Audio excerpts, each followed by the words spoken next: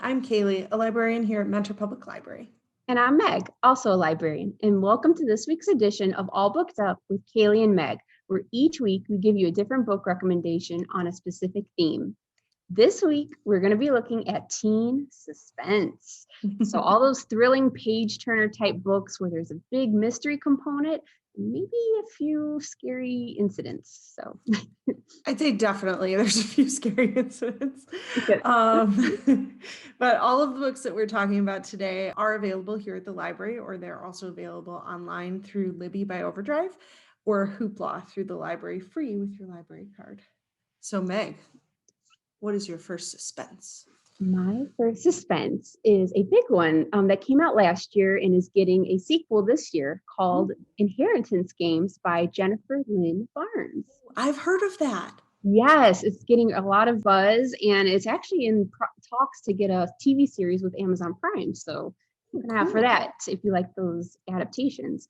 It follows Avery Grams, and she is this high schooler who's just ready to move on with life and get past the high school phase. She lives in Connecticut with her half sister, and then her half sister lives with her boyfriend. And Avery is like had enough of this boyfriend. She's sick of this guy. So she moves out and is actually living in her car for a period of time. So she's just like, she's kind of struggling and just like barely getting by. And it's just like, I need to like work hard so I can go to college and, move on. Well, her life completely changes one day when she gets a call that a mysterious billionaire in Texas named Tobias Hawthorne wants her, or she's being summoned. He's just passed away and she's being summoned to the reading of his will. She has no idea why. So she travels to Texas, and when she is at this hearing, she finds out that she has inherited pretty much all of his fortune. Pretty crazy. Has no idea, has no connection to him. And now she has this very different future. There's one contingency though. She has to spend a year living at Hawthorne House, which is his big, mansion. So she has to uproot everything, go to Texas and go to this mysterious place. So when she gets there, she is not the only person there. In fact, some of his family lives there, and they're kind of salty from not getting any of this inheritance. And why is this outsider getting everything? What's going on here? So there's 4 brothers who are all kind of her age. And they're all very suspicious for different reasons. There's Grayson Hawthorne. He's the heir apparent, so he's kind of the most bitter, and like he thinks that Avery's a con woman, and he doesn't really trust her. Then there's Jameson, who thinks that Avery is part of his grandfather's whole plan to like riddle his whole family over. His grandfather, Tobias, loved riddles, codes, and puzzles. So he thinks there's some underlying mystery that needs to be uncovered. And as Avery spends more time in the house, she just finds more and more mysteries. And anyone who likes wordplay, riddles, and things like that, well, there's so much of that in this book that I think you would enjoy. So, and then her relationship with these brothers progresses, and there's a lot of mystery involved. So anyone who likes series, this is going to be a great one, I think. So that's Inheritance Games. Excited to read. That sounds cool. I like that element of like the mysterious inheritance. Yeah, really.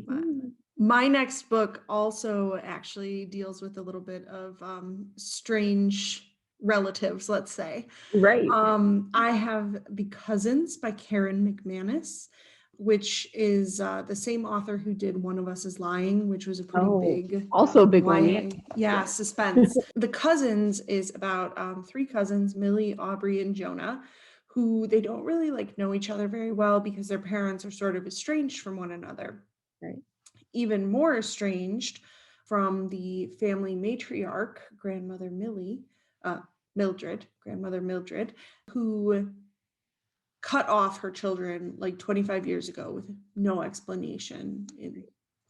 And so these 3 teens have received a summons, sort of invitation from their grandmother, Mildred, who none of them have ever met, to come spend the summer with her and work at her resort hotel on the small island in New England that she lives.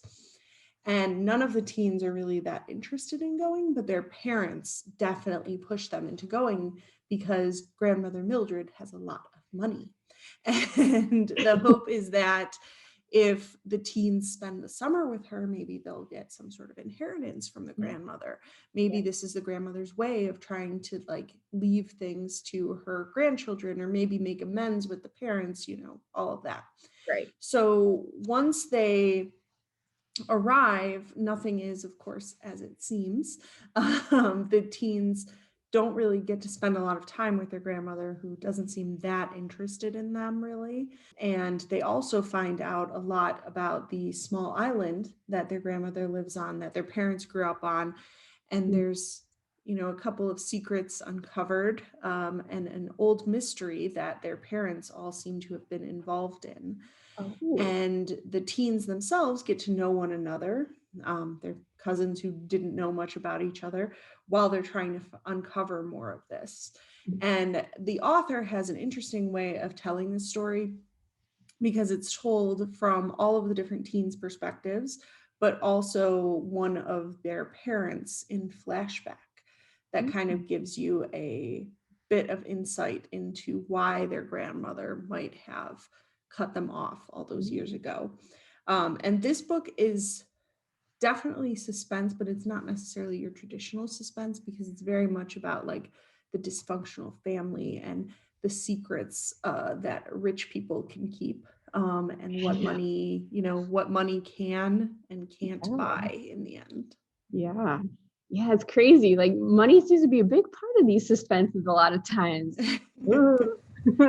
I've definitely heard of One of Us is Lying, and that sounds like a good follow-up in that same tone, you know. So so my next one is a definitely suspenseful one, good for this time of year. Maybe we just finished celebrating Valentine's Day. This one's called You Will Be Mine by Natasha Preston, but maybe that doesn't mean as sweet as you'd think. I mean, You Will Be Mine sounds a little bit more like an order. Good order. Yeah, not something you find on a little candy heart maybe, but so this takes place on a university, and it follows Lila. She's our main character, and she kind of has some complicated feelings about Valentine's Day. You know, 2 years ago for her parents died on that day. And so she has some bad memories, but she's trying to move on. She lives, you know, with her classmates, and the 5 of them together, and they're just going to go out together and have like a girls' night out. And she's going to maybe confess her feelings for this crush she has. So she's, you know, trying to, you know, boost herself up this time of year. Well, right before they're about to leave for their night on the town, there's a mysterious note left on their doorstep, and it says, "You will be mine," to Sunny. And Sunny is one of her roommates. And it's kind of creepy, but they figure, you know, a lot of the guys around are, you know, just a sick prank or something silly. So they just kind of brush it off. But then Sunny never comes back home. They never see her again.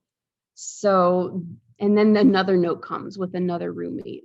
And then they're like, now it's a full-on terrorizing who is after us type of a story. So it's really a page turn. You have to figure out who is the person and exactly what is going on here, because it may be a little deceiving. Looks can be deceiving with it. So it keeps you guessing.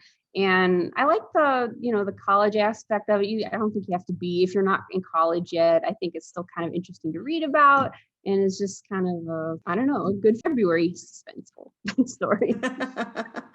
I mean, I'd say, yeah, it's a good February, but also, you know, taking that darker tone. Yes, definitely. Yeah. Don't read this at midnight, or maybe if you have to. My next book is called All Your Twisted Secrets by Diana Urban. Okay. And like your last one, this is a little bit of an older teen novel. So 6 teens were all invited to a scholarship dinner, told that they won $20,000 scholarship. Wow. Except it's not. It's all a sham, and the dinner was a trap to get them all there. They were locked into a room, and there's just a note left for them. Yeah. And their captor says that only 5 of them can leave, and they must choose one of the 6 to kill. Or if they don't choose, all of them will die in an hour. So yeah, this is super dark. No good choices here, Cailey. No. And just that little bit of a premise makes me think kind of like the Saw movies, which is not a great start. But Right. this book is really interesting because like these Yeah. 6 teens, they don't know what connects them all together. They're all very different. There's a valedictorian, the athlete, the queen bee, the stoner, the loner, and the geek. And if they all want to get out alive, they have to try to kind of figure out what connects them all, what brought them all here, what, you know, what differences or similarities have actually brought them into this room at this time. Right. And they wind up going back over the last year to try to figure out what connections there might be between them. And of course, you find out that each teen is hiding something. Right. And the narrator for this story is actually, it's a first person perspective from one of the teens, Amber, who tells you, like, it amps up that suspense because it's all from her perspective. Yeah. And before this hour is up, there are a lot of secrets revealed. There are enemies made, sides chosen, and a lot of twists. And I mean, I think that our sort of timeline really makes everything feel like tighter, like very much compressed and like intense. And even though the book does the flashback, you know, you're still checking in and it's only an hour until. And so this is really like a dark suspense book, but it's also been compared to the writing style of Agatha Christie, which allows for a lot of twists and, you know, false turns and directions and a lot of that sort of amplified feeling of being trapped and everyone is a suspect. So I think it's a really good suspense for someone who might like Agatha Christie and YA suspense a try. Yeah, it sounds good. It's like Agatha Christie Saw, and then while you were describing, I was thinking of Breakfast Club. So that's like absolutely, you know, all great things that sound really interesting. So I really like that Agatha one. Christie and Saw meet Breakfast Club. Perfect. You gotta read it. Yeah, that's enough, right? Just those 3 terms, and you're sold. So yeah, but thank you guys. I hope you enjoyed us talking about some teen suspense books. Definitely ones that, you know, will grip you and keep you wanting to read more and more. So thank you for joining us again, and join us in a couple weeks as we give you our next set of recommendations. Yes, and hopefully these books keep you turning the pages and wanting to find out what happens, but maybe read them with the lights on. All right, we'll see you next time. Happy reading.